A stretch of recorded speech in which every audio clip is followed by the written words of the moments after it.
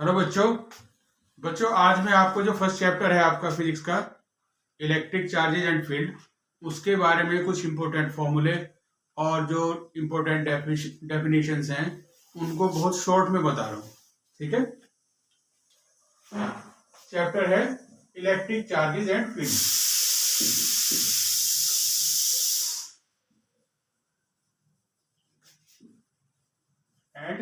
Field.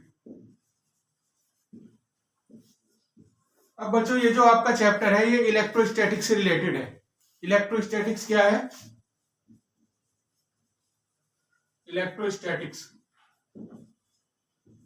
Electrostatics में हम study करते हैं जो स्टैटिक चार्जेज है, यानी जो ठहरे हुए चार्जेज है, रुके हुए चार्जेज है, या चार्जेज जो बहुत ही स्लो मोशन में मूव कर रहे हैं। कौन से चार्जेज? स्टैटिक और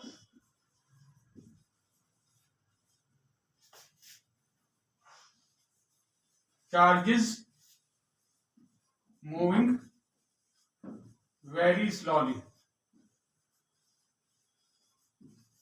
ठीक है, तो ये इलेक्ट्रोस्टैटिक्स का आपका यूनिट है। इस यूनिट का नाम है इलेक्ट्रोस्टैटिक। इसमें सारी प्रॉपर्टीज ऐसे चार्जेस की हम स्टडी करेंगे जो चार्जेस या तो स्टैटिक हैं या बहुत ही स्लो मोशन में चल रहे हैं। ठीक है, अब सबसे पहले आता है इसमें इलेक्ट्रिक चार्ज क्या है। इलेक्ट्रिक चार्ज, ये इलेक्ट्रिक चार्ज एक ऐसी स्पीसीज है, ये कोई एटम भी हो सकता है या कोई मॉलिक्यूल एटम का ग्रुप भी हो सकता है। ऐसा एटम या ऐसा एटम का ग्रुप जिसके ऊपर कोई चार्ज होता है। कैसे चार्ज क्या है? जैसे किसी एटम से कुछ इलेक्ट्रॉन निकल जाए तो उसके ऊपर क्या आ जाता है? Positive charge. और या इलेक्ट्रॉन उस पर कहीं एंटर कर जाए, बाहर से आ जाए, तो उसके ऊपर आ जाता है नेगेटिव चार्ज। अब इस प्रॉपर्टी की वजह से, इस पे एक्स्ट्रा चार्ज आ जाने की वजह से इसके अंदर एक प्रॉपर्टी आ जाती है कि इसके चारों तरफ स्पेस में इलेक्ट्रिक फील्ड क्रिएट हो जाता है। और उस इलेक्ट्रिक फील्ड में अगर कोई दूसरा चार्ज आता है तो उस पर क्या लगता है? इलेक्ट्रिक फोर्स लगती है, जिसको हम कहते हैं electrostatic force. Electric charge which exert an electrostatic force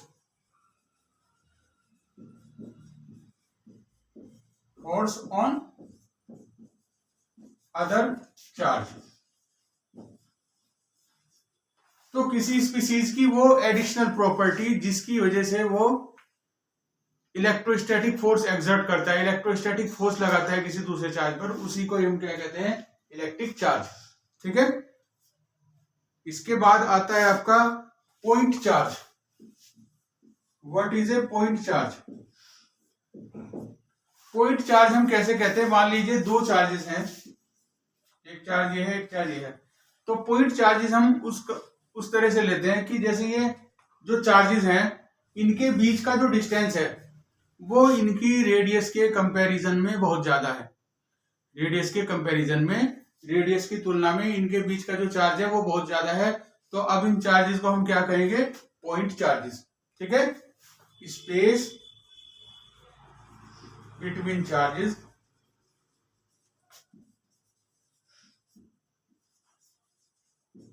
is large than the radius of charge।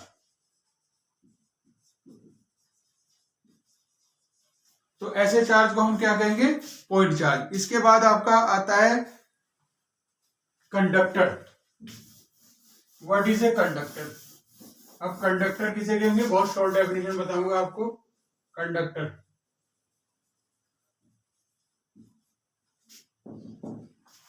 कोई ऐसा सब्सटेंस जिसके अंदर से इलेक्ट्रिसिटी कंडक्ट हो सकती हो, उसको हम क्या कहते हैं?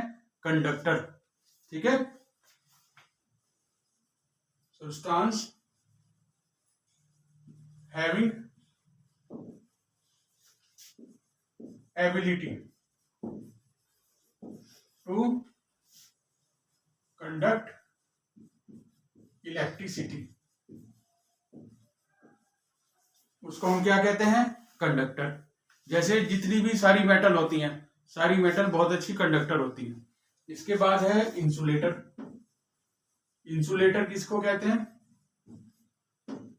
ऐसी चीजें, ऐसे सब्सटेंस जो इलेक्ट्रिसिटी को अपने अंदर से कंडक्ट ना कर सकते हों, उनको हम कहते हैं insulator. Substance which cannot conduct electricity। इसमें कौन कौन सी चीजें आती हैं? जैसे आपका प्लास्टिक है, वुड है, ड्राई वुड है और ग्लास है। ये सब चीजें क्या होती हैं? इंसुलेटर। इसके बाद आता है आपका कूलाम्स लॉ।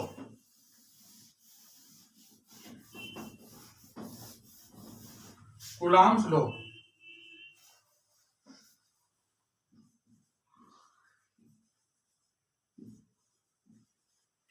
Coulombs law. अब कूलाम्स लॉ क्या है? जैसे मैंने आपको अभी बताया कि जब किसी चार्ज के पास कोई दूसरा चार्ज आता है तो उनके बीच में एक फोर्स लगती है जिसको हम कहते हैं इलेक्ट्रोस्टैटिक फोर्स।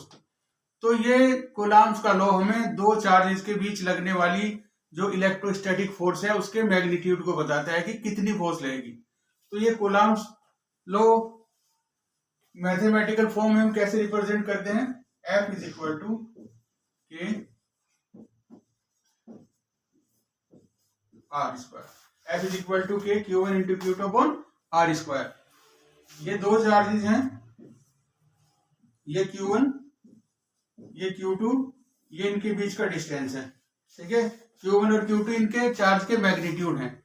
तो उन चार्ज के जो मैग्नीट्यूड हैं उनके मैग्नीट्यूड के प्रोडक्ट के डायरेक्टली प्रोपोर्शनल होती है ये फोर्स, और जो उनके बीच का डिस्टेंस है उसके डिस्टेंस के स्क्वायर के इनवर्सली प्रोपोर्शनल होती है। ठीक है, और यहाँ पर जो ये हम कांस्टेंट लगाते हैं के, इस कांस्टेंट की वैल्यू होती है 1/4 पाई एप्सिलॉन नॉट। ठीक है, अब इसकी भी पूरे की एक वैल्यू होती है। इसकी पूरे की वैल्यू क्या होती है? 9 इंटू 10⁹ Nm2c-2। इसकी यूनिट होती है Nm2c-2 newton into metre square पर कूलाम स्क्वायर। ठीक है, ये इसकी यूनिट है। यहां पर ये जो है एप्सिलॉन नॉट, ये होती है permittivity of free space. Epsilon naught is equal to permittivity of free space. Permittivity of free space. ठीक है, इसकी वैल्यू होती है 8.854। ये एप्सिलॉन नॉट की वैल्यू होती है। ठीक है,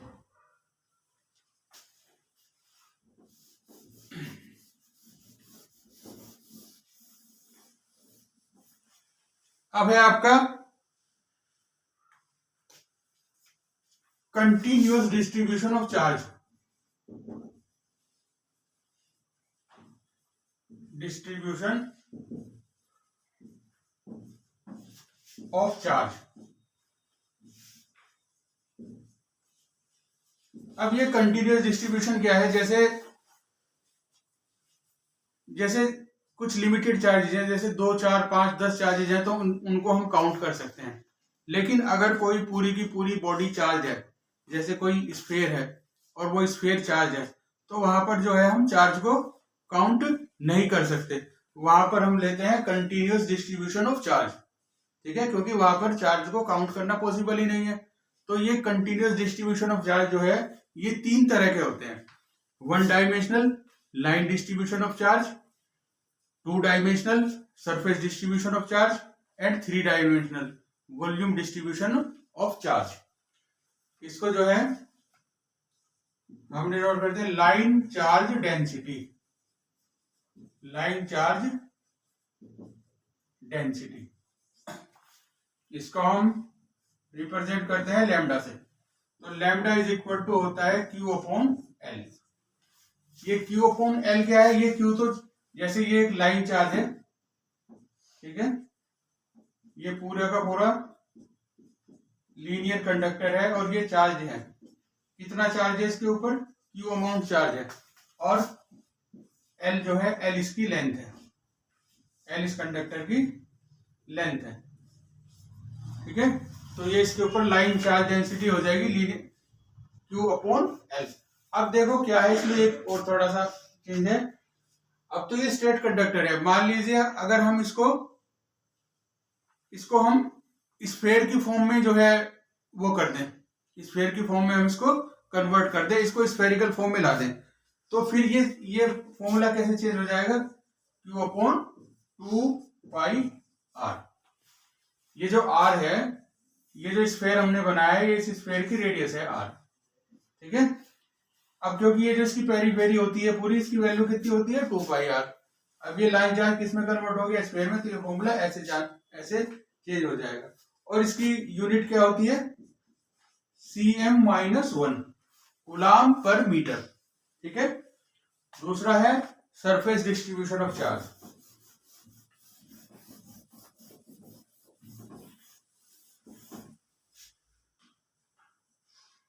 सरफेस डिस्ट्रीब्यूशन,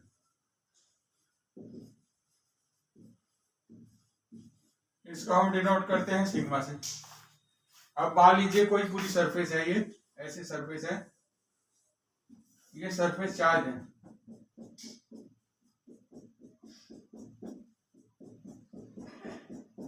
सरफेस चार्ज है, और इस सरफेस का एरिया है ए, इस सरफेस का एरिया है, और जो इसके ऊपर चार्ज की अमाउंट है वो क्या है, वो क्यू है।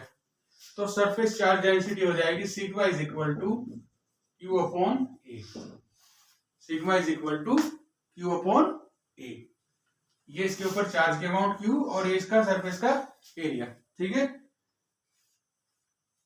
अब इसकी यूनिट होती है, इसकी यूनिट होगी cm-2 कूलाम पर मीटर स्क्वायर। तो ये हो गई सरफेस चार्ज डेंसिटी। अब देखो मान लो अगर इस सरफेस को, जैसे पहले केस में किया था हमने, इस सरफेस को हम कन्वर्ट कर देते हैं, एक स्फीयर में कन्वर्ट कर देते हैं जिसकी रेडियस r है, ठीक है। तो फिर ये कैसे चेंज हो जाएगा, ये फॉर्मूला, जो सरफेस एरिया होता है किसी स्फीयर का वो कितना होता है, 4 πr²। तो अब ये फॉर्मूला चेंज हो जाएगा q अपॉन 4 πr², ठीक है। ये बन गया सरफेस चार्ज डेंसिटी, एक फॉर्मूला ये और एक फॉर्मूला ये, ठीक है। इसके बाद आती है वॉल्यूम चार्ज डिस्ट्रीब्यूशन या volume charge density.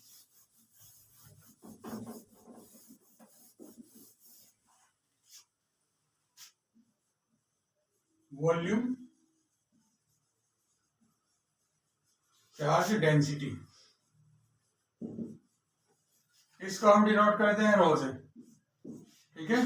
Volume charge density ये क्या है, वॉल्यूम चार्ज डेंसिटी हम तब लेते हैं जब कोई पूरा का पूरा किसी बॉडी है, कोई बॉडी है, उसका पूरा का पूरा वॉल्यूम क्या है, चार्ज है, चार्ज कहाँ है, उसके पूरे वॉल्यूम पर है, तो तब हम लेते हैं वॉल्यूम चार्ज डेंसिटी। और ये is equal to rho is equal to Q upon V, V क्या है, volume, rho is equal to Q upon V, ठीक है। अब मान लीजिए ये जो वॉल्यूम है, ये जो वॉल्यूम लिया हमने, ये कोई स्फीयर है, स्फीयर है ये, और इसकी रेडियस कितनी है, r।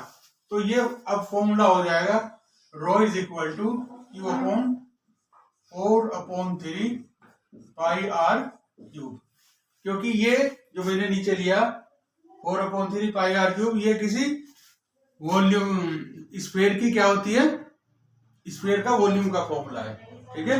तो ये फॉर्मूला ऐसे हो जाएगा, और इसकी यूनिट क्या होती है, cm-3 कूलाम पर मीटर क्यूब, ठीक है। अब इसके बाद आता है principle of superposition.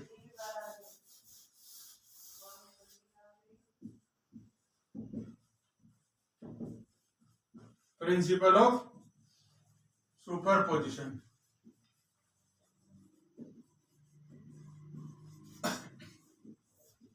Principle of superposition क्या है, प्रिंसिपल ऑफ सुपरपोजिशन ये कहता है कि जैसे मान लीजिए स्पेस में बहुत सारे चार्ज डिस्ट्रीब्यूटेड हैं, बहुत सारे चार्ज फैले हुए हैं, तो जो एक चार्ज की वजह से जो इलेक्ट्रिक फील्ड होगा वो क्या होगा, उसका किसी दूसरे चार्ज की प्रेजेंस से उस पर कोई इफेक्ट नहीं पड़ेगा। ठीक है, field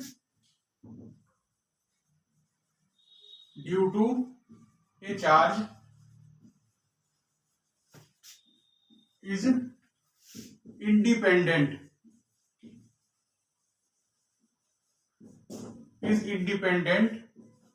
of the presence of other charge।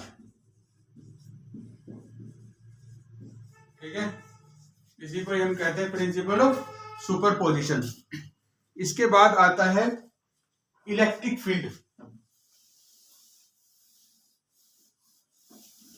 Electric field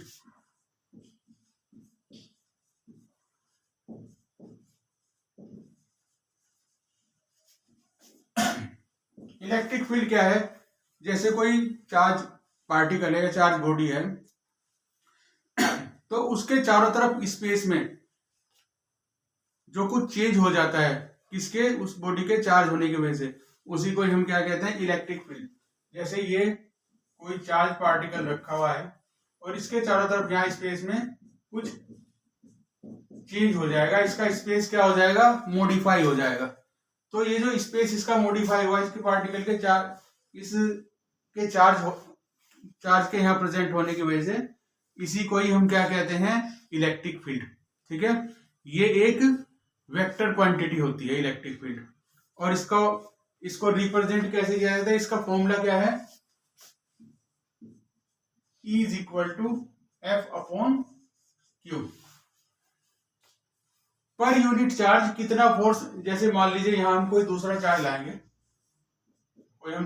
लाते हैं इसके इलेक्ट्रिक फील्ड में, तो ये दूसरा चार्ज, इन दोनों के बीच में क्या लगेगी, इलेक्ट्रोस्टैटिक फोर्स लगेगी। तो ये दूसरा चार्ज पर यूनिट चार्ज कितनी फोर्स एक्सपीरियंस कर रहा है, वही क्या होगी वहां पर, उस जगह पर इलेक्ट्रिक फील्ड की स्ट्रेंथ। ठीक है, यहां पर इसमें ये इलेक्ट्रिक फील्ड है और ये फोर्स है, दोनों क्वांटिटी वेक्टर है। इसकी यूनिट क्या होगी, यूनिट इसकी फॉर्मूले से ही बन जाएगी। फोर्स की यूनिट क्या होती है, न्यूटन, और इसकी यूनिट क्या होती है चार्ज की, कूलाम। तो न्यूटन पर कूलाम, Nc-1, ये इसकी यूनिट होती है इलेक्ट्रिक फील्ड की। अब है force on A charge in electric field. Force on A charge in electric field, देखो इसी से ही फोर्स का फॉर्मूला बन जाएगा, F is equal to QE। जो चार्ज का मैग्नीट्यूड है उसको हम मल्टीप्लाई कर देते हैं किससे, इलेक्ट्रिक फील्ड की स्ट्रेंथ से, तो वो बन जाएगा force on A charge placed in electric field. ठीक है, अब आपकी एक नेक्स्ट चीज आती है क्या, इलेक्ट्रिक डाइपोल।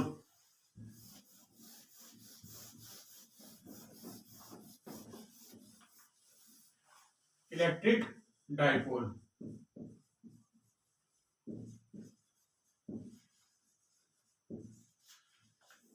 इलेक्ट्रिक डाइपोल क्या होता है, दो इक्वल मैग्नीट्यूड के चार्ज, इक्वल मैग्नीट्यूड और अपोजिट नेचर के चार्ज एक सीमित डिस्टेंस पर एक दूसरे से रखे हुए हैं। ठीक है, जिसको हम बोलेंगे फाइनाइट डिस्टेंस, एक सीमित डिस्टेंस पर एक दूसरे से सेपरेटेड हैं, तो वो एक डाइपोल बन जाता है। सपोज ये एक चार्ज ये है, एक चार्ज ये है, फाइनाइट डिस्टेंस पर दोनों रखे हुए हैं, ये है चार्ज Q और ये भी Q, -Q + Q। Opposite nature के चार्ज होते हैं और इक्वल मैग्नीट्यूड के होते हैं। ठीक है, अब ये जो दोनों चार्ज के बीच का जो डिस्टेंस है, इसको कहते हैं लेंथ ऑफ डाइपोल।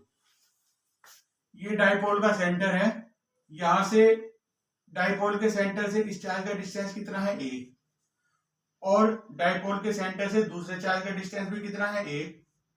ठीक है, क्योंकि ये तो सेंटर है, दोनों तरफ डिस्टेंस इक्वल होगा, तो टोटल लेंथ डाइपोल की क्या हो जाएगी, 2a। ठीक है, तो ये डाइपोल की लेंथ होती है 2a, और ये भी एक वेक्टर क्वांटिटी होती है 2a। वेक्टर क्वांटिटी होती है तो इसमें डायरेक्शन भी होगी। इसकी डायरेक्शन क्या होती है? नेगेटिव चार्ज से पॉजिटिव चार्ज की तरफ, from negative charge to positive charge. तो ये जो सिस्टम है दो इक्वल और अपोजिट चार्जेस का, जो दोनों एक सीमित डिस्टेंस पर रखे हुए हैं एक दूसरे से, उसको हम क्या कहते हैं? डाइपोल। अब एक इसमें टर्म आती है डाइपोल मोमेंट। डाइपोल मोमेंट, इसको हम डिनोट करते हैं P से। ये भी एक वेक्टर क्वांटिटी होता है, ठीक है। अब डाइपोल मोमेंट कैसे बनता है? P is equal to Q into 2a। कोई से भी चार्ज को, दोनों में से कोई से भी चार्ज को हम डाइपोल की लेंथ से मल्टीप्लाई कर दें। ये 2a क्या है? डाइपोल की लेंथ, और ये कोई सा भी चार्ज है, क्योंकि दोनों चार्ज का मैग्नीट्यूड क्या होता है? सेम। कोई से भी चार्ज को हम डाइपोल की लेंथ से मल्टीप्लाई कर दे तो वो क्या बन जाता है? डाइपोल मोमेंट, ठीक है। जो कि ये क्या होती है? वेक्टर क्वांटिटी, ठीक है। तो ये हो गया आपका डाइपोल मोमेंट। ओके।